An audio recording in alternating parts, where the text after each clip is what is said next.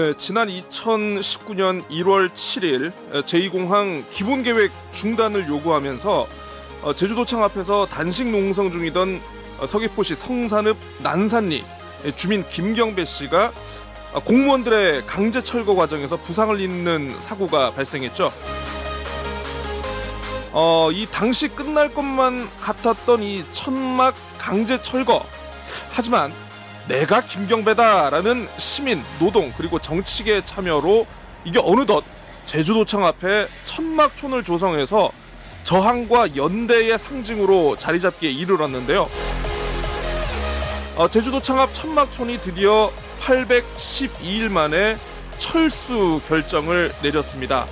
고칼의 제주팟 2021 오늘 이슈 토크는 이 관련해서 제주 녹색당의 안재홍 정책실장님 모시고 관련한 얘기 나눠보겠습니다.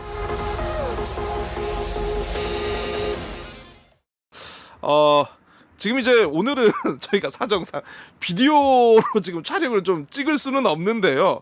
아무튼 이 굉장히 투쟁을 했던 800일간 엄청난 투쟁을 했던 천막 안에 지금 저와 그리고 우리 안재홍 실장님 함께하고 계십니다. 안녕하십니까? 네, 안녕하십니까? 또 이렇게 또 실물을 또 영접하게 되니 무릇 영광이라고 하지 않을 수가 없는 것 같습니다. 제가 영광입니다. 아닙니다. 예, 일단 우리 팟캐스트 청취자분들을 위해서 간략하게 실장님 좀 자기소개 좀 부탁드려도 되겠습니까?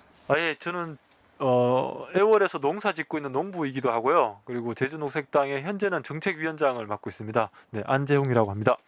네, 아주 이 간략한 자기소개 아주 좋습니다. 네. 반농 반정, 네. 반은 농사를 짓고 반은 정치를 하시는 예. 참여형 시민이시군요. 네, 그렇습니다. 네. 주경야독 그러는데 주경야정 이렇게 하고 있습니다. 네. 아무튼 오늘 귀한 시간 내주셔가지고 감사한데요. 일단 좋습니다. 바로 질문으로 들어가겠습니다. 네. 800일 동안 정말 긴 시간이었습니다. 정말 이 도청 앞에서 여러 일도 있었고요. 사실 어제 이렇게 저도 이제 보도 자료를 통해 가지고 기사들을 통해 가지고 이렇게 철수 결정 듣게 됐는데 혹시 지금 시점에서 천막 철수를 결정하시게 된 특별한 계기가 있으실까요? 네, 지금 가장 중요한 게 저희들은 시작할 때 이 제주도청에 대해서 제2공항을 하지 마라라는 게 가장 큰 이유였거든요. 그러니까 지금 제2공항을 추진하고 있는 큰 주체 하나가 국토부고 거기에 동조해서 함께하는 세력이 제주도 아니겠습니까? 그렇죠. 예, 그래서 국토부의 압박도 물론 중요하지만 도민을 대변하는 도민을 받들어야 되는 제주도의 입장이 분명하지 않다. 제주도가 분명 입장을 밝혀라. 그리고 제주도는 반대 입장을 밝혀라라는 것이 저희들 입장이었는데 일관된 입장이셨죠. 네, 그런데 어느 날 이게 좀 이렇게 비상도민회의 측에서 여론조사로 가닥을 잡게 됐어요. 그래서 천막촌을 어떻게 할까 내부 논의를 했었는데 천막촌에서는 여론조사는 사실 이거 합당한 방법은 아닌 것 같다. 끊임없이 우리가 이건 정치적으로 반대를 주장해야 되는 것이 지금 맞다라는 주장이었는데 결국은 비상도민회가 여론조사를 결정하면서 사실 천막촌은 그렇다고 여론조사하는 세력들에게 그건 안 된다 하지 마라 이럴 수는 없는 거지 않습니까? 그렇죠. 그래서 어떻게 보면 천막촌에 있는 분들도 여론조사 하는 과정에 많이 또 지원도 가시고 이런 일도 있었고 하면서 뭔가 천막촌 자체 동력이 조금 좀 소진되는 측면이 있었고요. 그러면서 여론조사 결과가 이렇게 나오면서 천막촌을 어떻게 할 거냐 이런 얘기들이 나오면서 천막촌 자체가 해체라기보다는 천막촌을 누가 만든 거지 않지 않습니까? 시민들이 자유롭게 그렇죠. 모인 거라서 저도 천막촌 입장을 대변할 수 있는 사람은 아니거든요. 그런 면에서. 그래서 자유롭게 모인 사람들이다 보니까 해체라는 것도 없고 그렇지만 일단 물리적 공간 천막을 어떻게 할 거냐라는 것에서 여론조사도 일단은 결론이 났고 일단락 제2공항 싸움 일단락 되는 측면이 있으니 우선은 이 천막은 정리를 하도록 하자 이렇게 좀 된 겁니다. 네. 그러니까 어쨌든 도민사회에서 제2공항 찬반을 여론조사로 결정을 하기로 결론이 났고 찬성이냐 반대이냐에 따라 가지고 할 것 없이 어쨌든 그동안 계속 제2공항 관련해서 문제 제기를 하고 있던 우리 천막촌에서도 그렇다면 이번 기회에 어떤 결과가 나오든 어느 정도 천막촌 운영을 마무리할 수밖에 없었다는 그런 약간 시대적인 상황적인 이유도 있었겠군요. 그게. 뭐 어떻게 해석하든 간에 제2공항 싸움이 새로운 국면으로 들어선 건 맞지 않습니까? 그래서 새로운 국면에서 어쨌든 천막촌은 천막 자체는 좀 철거를 하고 재정비를 하자 이런 게 있는 것이죠. 예. 네, 그렇습니다. 그 사실 이 도민 여론조사 결과 어쨌든 반대 입장이 두 개 조사에서 물론 하나는 오차 범위 내에 있기는 합니다만은 어쨌든 두 개 모두 높게 나왔습니다. 자, 그런데 국토부나 제주도가 지금 이 여론조사 결과를 받고는 있는데 선뜻 지금 결정을 못 하고 국토부는 제주도에게 제주도는 또 국토부에게 그러고 보니까 오늘 그 기사를 보니까 제주도가 오늘 국토부에 입장을 뭐 제출한다라는 뭐 그런 얘기가 있는 것 같은데 이게 입장이 지금 그 어쨌든 좀 명확하게 좀 이야기가 좀 정리가 안 되고 있습니다. 어떻게 보고 계십니까? 네, 이게 제2공항을 시작한 것이 원희룡 도지사지 않습니까? 그렇죠, 2015년 11월 본인이 도지사 시절에 1기 도지사 시절에 제2공항이 추진되면서 전임 도지사들이 아무도 못했던 걸 중앙 권력의 연줄이 많은 내가 이걸 유치해왔다. 그렇죠. 네. 내가 했다. 이게 원희룡 도지사 최대의 성과 자랑처럼 이렇게 떠들었지 않습니까? 그러다 보니까 원희룡 도지사가 지금까지 문제가 생길 때는 국토부 뒤에 숨었어요. 네. 이건 제주도 사업이 아니야. 국토부가 결정해야 되는 거야. 국책 사업인데. 국책 사업인데 그러면서 언론 인터뷰할 때는 제2공항은 해야 됩니다. 이런 식으로 계속 떠드는 거예요. 그래서 원희룡 도지사의 스탠스는 한 번도 거짓말을 한 적은 없었어요.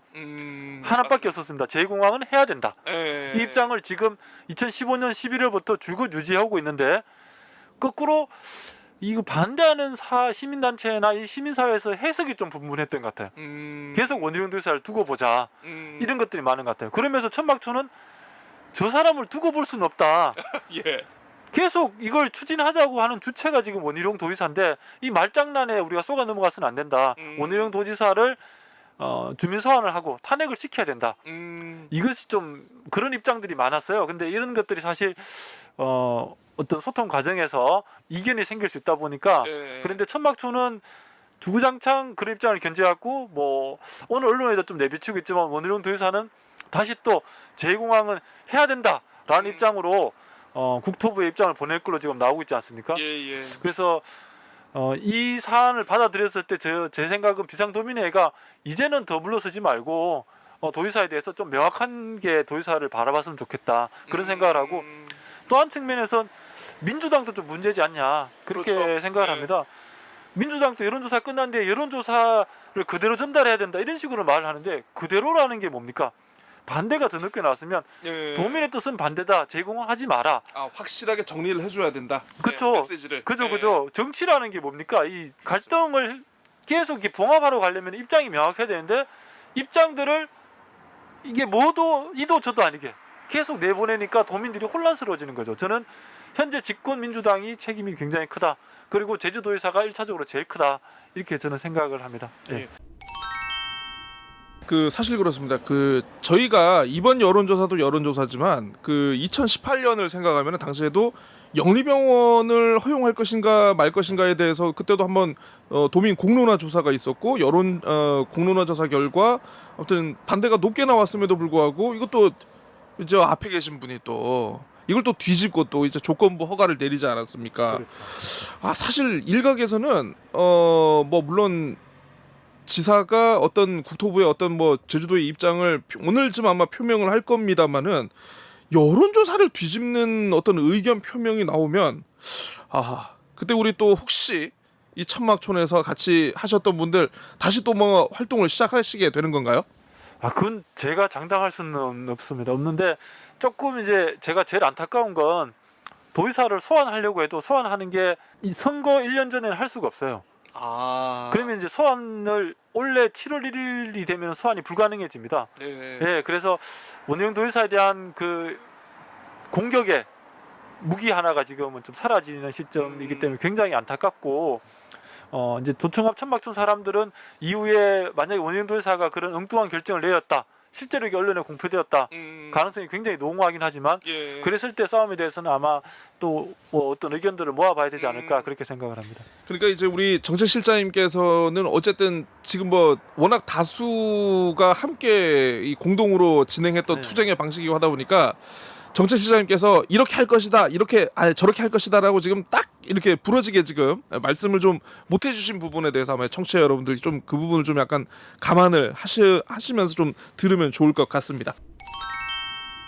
자, 좋습니다. 뭐 어쨌든 800일 동안요. 사실 시작은 제가 오프닝에서도 말씀드렸지만 이제 김경배 선생님의 그 행정 대집행 이게 계기가 됐습니다. 그러니까 여러 가지 위기가 있었던 것 같습니다. 뭐 천막촌 운영과 관련해 가지고 우여곡절도 많았고 뭐 아직 힘이 있네 뭐 정무 그 당시 지금 저 정무부지사 뭐 또 고이범 전 시장 여러 일들이 있었습니다. 돌아보면 좀 어떠신 것 같습니까?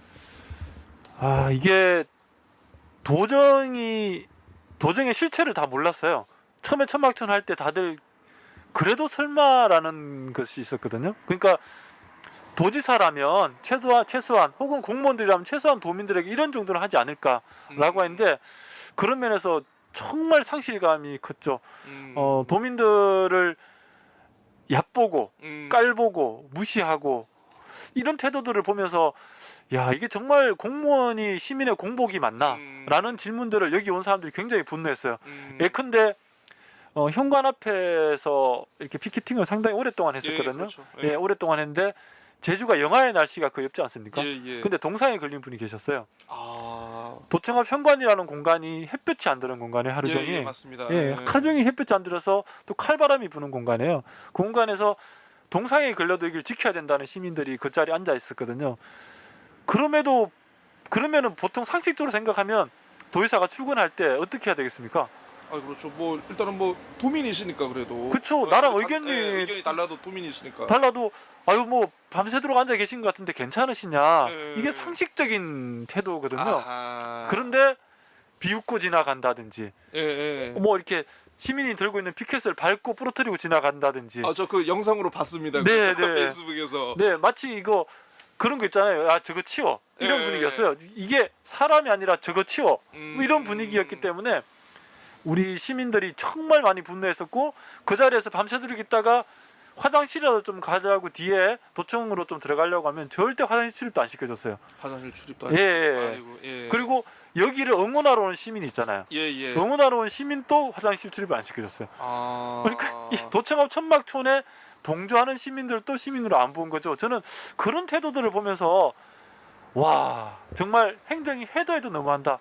그 고이범이라는 사람도 그 전에 좀 여러 가지 자기가 좋은 말들 많이 했었잖아요. 그렇죠. 그래서 고이범, 안동우 이런 사람들의 전력을 비추어 볼 때 그나마 기대가 1이라도 있었는데 그 1의 기대들 마이너스 100으로 만든 사람들이다 이렇게 보여집니다. 예. 그분들은 제가 네. 개인적으로 봤을 땐 시장을 차라리 안 하니만 못한. 예. 네, 맞습니다. 아, 이거 중간에 막 전기도 끊고 뭐 그렇죠. 이상하게 그 제2공항 찬성하시는 분들 와가지고 여기서 좀 약간 고함도 지르시고. 예.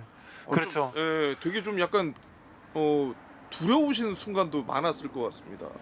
아유 뭐 여기 뭐 이렇게 사람이 혼자 지키는 적도 있고 사실은 여러 명 지키는 적도 있고 이렇지만 혼자 있을 때 사람들이 또 이렇게 두려움 끼지 않습니까? 그렇죠. 예.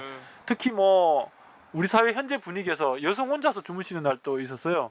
그러면 이런 분들이 밤에 술 취한 분들도 시민들도 지나가기도 하고 뭐 천막을 발로 툭툭 차고 가는 사람도 있기도 하고 이런 것도 있는데 한편에서 말씀하신 대로 이 찬성 세력들이 굉장히 우리를 적대시하는 거예요. 예. 저희는 뭐 찬성 세력을 미워하지는 않거든요. 근데 이분들은 마치 적처럼 대하고 아. 그 의회에 계속 글 올려가지고 빨리 전기 끊으라라고 막 요청하기도 하고 예. 도에도 왜 저거 내버려 두냐고 하기도 하고 그러니까 어떻게 보면은 오죽하면 길거리에 나왔겠냐 저 사람들이. 그렇죠. 예. 찬성하는 우리는 저렇게까지는 하지 않아도 우리 목소리가 반영되는데 음. 저희들은 목소리가 얼마나 반영이 안 되면 이렇게까지 길거리에 나와서 하겠냐. 그러면 최소한의 그 마음을 우리는 연민이라고 부르지 않습니까? 예.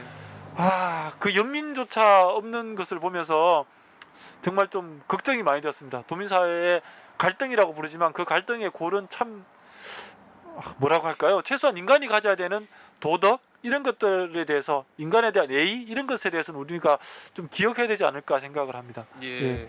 그렇군요. 사실 이 제2공항과 관련해 가지고 사실 처음에 천막촌이 설치될 당시를 한번 거슬러서 좀 기억을 해보면요.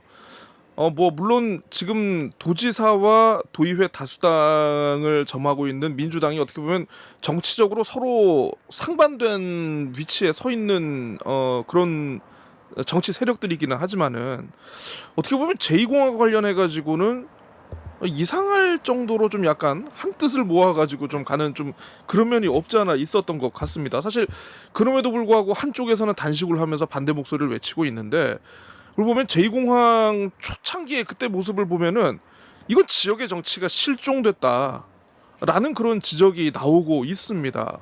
어떻게 생각하십니까? 그에 대해서? 천막촌에서 계속 말했던 어느랑 방금 동일한 말들인데요. 제주에 정치가 과연 있긴 하냐? 정치라는 것은 그 갈등 현장에서 갈등을 조율하고 갈등을 해결하고 시민들 사이의 그런 반목들을 계속 이렇게 해결하려고 가야 되는데 정치가 그런 노력을 전혀 하지 않았다. 도의회조차도 어떻게 보면은 말씀하신 대로 민주당이 다수를 점하고 있는데도 불구하고 민주당 내에서도 이게 좀 이견을 조율할 세력이 존재하지 않았다. 그래서 지금도 어떻게 보면 민주당의 스탠스가 어정쩡한 것이 내부의 의견이 조율되지 않는 것이 비친다 이렇게 좀 보여지고요. 뭐 원희룡 도지사야 앞서 말씀대로 말할 것도 없고 도지사가 누구 편 도지사가 아니지 않습니까? 예. 말 그대로 제주 도민의 공복인데 지금 도민들이 느끼는 것은 개발 세력의 도지사구나 이렇게 보여지는 거예요. 근데 또 본인이 길 났을 땐 나는 난개발을 반대하는 사람이에요. 이러니까 예. 도민들이 약간 그 자아분열적인 정치를 네. 바라보면서 판단을 지금 못하고 있다. 이 사람의 정체는 도대체 무엇인가? 네네네. 이게 껍질과 속이 너무 다르니까 네. 지금 판단이 모호한 거죠. 네. 사실 이제 그동안 이제 환경이라든가 난개발 문제에 대해서 굉장히 많은 관심을 가져온 게 또 제주 녹색당 아니겠습니까? 혹시 제2공항 말고 이제 다음번에 이렇게 좀 주목하고 있는 어떤 이슈 현장이 있다면 혹시 어디로 생각을 하고 계신지요? 그것도 뭐 이후에 논의를 많이 해봐야겠지만 이제 큰 것 중에 하나는 제공항이 계속 살아있는 이슈고 저희가 2015년 제공항이 처음 될 때부터 제주도에서 이제 전면적으로 이걸 하지 말아라고 아무도 말하지 않을 때부터 제주녹색당은 계속 그걸 하지 말아라고 얘기해온 정당이지 않습니까? 그래서 그것은 저희가 놓칠 수 없는 그리고 계속 해야만 되는 일이다. 제공항 반대다라는 생각을 하고 또 한편에선 이제 조금 더 시민들이 가까이 있는 제공항은 약간 멀리 있지 않습니까? 예, 조금 예. 더 가까이 있는 곳에 대한 고민들 요즘에 좀 많이 하고 있습니다. 예를 들면 시민들이 일상에서 생활하는 데 있어서의 힘듦에 대해서 좀 고민들이 많은 거죠. 예컨대 우리의 보행 환경은 과연 괜찮은 것인지 뭐 이런 예컨대 그런 주제들 혹은 우리가 먹는 음식들은 괜찮은 것인지 생활과 관련된 그죠. 예. 제주에서 농사짓는 이 농사 환경은 지금 이대로 가도 좋은 것인지 뭐 이런 부분들에 대해서 지금은 저희가 좀 관심을 가지고 정책들을 지금 좀 만들어가고 준비하는 중입니다. 그런 분야에서 이제 그 제주 녹색당의 새로운 환경 의제 설정 이제 준비를 그쵸. 하고 있는 과정이라는 말씀이시죠? 예. 네, 좋습니다. 사실 그렇습니다. 우리 제주 녹색당 하면은요, 일단은 기본적으로 정당입니다. 정치를 하는 집단인데, 또 어떻게 보면 이제 시민사회단체의 성격도 약간은 가지고 있고, 그러다 보니까 지역의 각종 이슈에 굉장히 목소리를 많이 내고 계십니다. 특히 이제 뭐 개발과 보전에 있어서는 어떻게 보면 가장 핵심적인 위치에 있는 곳이기도 한데요. 일부 정치인, 또 일부 지역 언론, 또 일부 도민들은 이 제주 녹색당 하면은 시위꾼. 이거 원래 도민이 아니고 육지에서 온 외부 세력이다. 굉장히 뭐 폭력적이고 굉장히 거친 환경 운동가들이다라는 이런 이미지가 박혀 있습니다. 사실 지역에서 그래도 정치를 하고 좀 뭔가를 하기 위해서는 이게 좀 약간 그래서 제가 봤을 때 좋은 이미지 같지는 않습니다만 어떻습니까? 이게 뭐 좀 극복할 대안이라든가 아니면 이거에 대해서 좀 바로잡고 싶은 생각 혹시 좀 그런 거 있으신지요? 네, 그게 소위 이제 뭐 인터넷 뉴스나 올라가면 악성 댓글로 많이 드러나는 것들인데 제가 깜짝 놀란 건 그 악성 댓글을 도의원들이 말하는 거 보고 깜짝 놀랐어요. 그 도의회 발언할 때 고용호 의원이나 예, 의원 김경학 의원이나 이런 예. 사람들이 무슨 이 말도 안 되는 세력인 것처럼 자꾸 이렇게 매도하고 본인의 정치적 입장을 충족하기 위해서 만족시키기 위해서 우리를 계속 이렇게 좀 이용하는 측면이 있다라는 생각을 한 면에서는 하고, 그래서 도민들이 악성 댓글 다면 그 악성 댓글에 대해서 그래도 그렇게 하지 마세요. 우리 같은 도민들끼리 해야지, 이렇게 해야 되는데 그런 걸 부추기는 정치인들 보면서 하나는 깜짝 놀랐고, 또 하나는 전문 시위꾼이라고 말씀들을 하시는데, 예를 들면 동물 테마파크 반대하는 분들이 지금 이장이 되지 않았습니까? 예, 그렇죠. 그리고 송악산 반대하는 분들이 송악산에서 굉장히 지지를 받는 사람들이지 예, 않습니까? 다 그런 분들이 반대를 하는 분들입니다. 그래서 녹색당이 자꾸 녹색당에게 이미지를 더 씌워가지고, 야, 저 사람들은 전문 시위꾼이야 라면서 시민들을 자꾸 편가르는 세력들이 있습니다. 편을 갈라서 시민들이 함부로 반대 목소리를 내지 못하게, 반대는 전문 시위꾼이 하는 거야 라는 게 아니라 우리의 일상이 파괴될 때는 누구나 나설 수 있는 거야 라는 것을 보여주려고 녹색당을 시작한 것이었거든요. 어떤 시민이라도 앞으로도 나서고 싶은 분들이 있으면 전문 시위꾼 정당이라고 불리는 녹색당에 오셔서, 와, 나는 진짜 이것이 내 의견이 받아들이지 않는데 어떻게 하면 좋을까라고 하면 적극 상담해드리겠습니다. 오히려 저희들은 이런 시민들이 참여할 수 있는 길을 열어야지, 이것을 자꾸 그런 식의 언어들로 막는 것은 민주주의를 퇴행시키는 일이다, 그렇게 생각을 합니다. 프레이밍에 좀 더 씌워지는 좀 그런 측면이 있다, 이렇게 보시는 거죠? 아유, 뭐 그렇지 않습니까? 제 생각만 그런가요?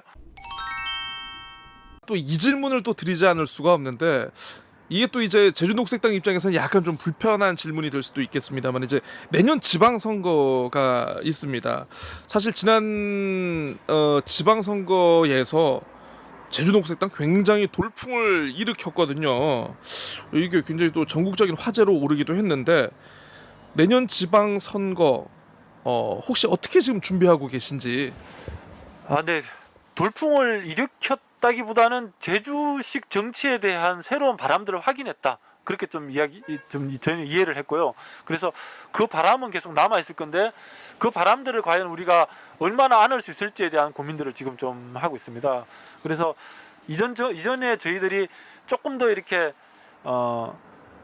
좀 신선한 정치의 이미지를 보여주려고 많이 애썼다면은, 이번 지방선거 때는 조금 더 내실 있는 모습을 좀 보여줘야겠다, 이런 고민들이 많고요. 그래서 돌풍이라기보다는 기존에 확인되었던 제주도민들의 새로운 정치에 대한 열망들을 담을 수 있는 그릇을 좀 만들면 좋겠다, 그것이 정책의 그릇으로 좀 만들어가면 좋겠다, 그런 생각들을 하고요. 도민들이 지금 제주도가 앞으로 어떻게 가야 되나 고민들이 많지 않습니까? 그 고민들에 대해서 답을 좀 해야겠다라는 생각입니다.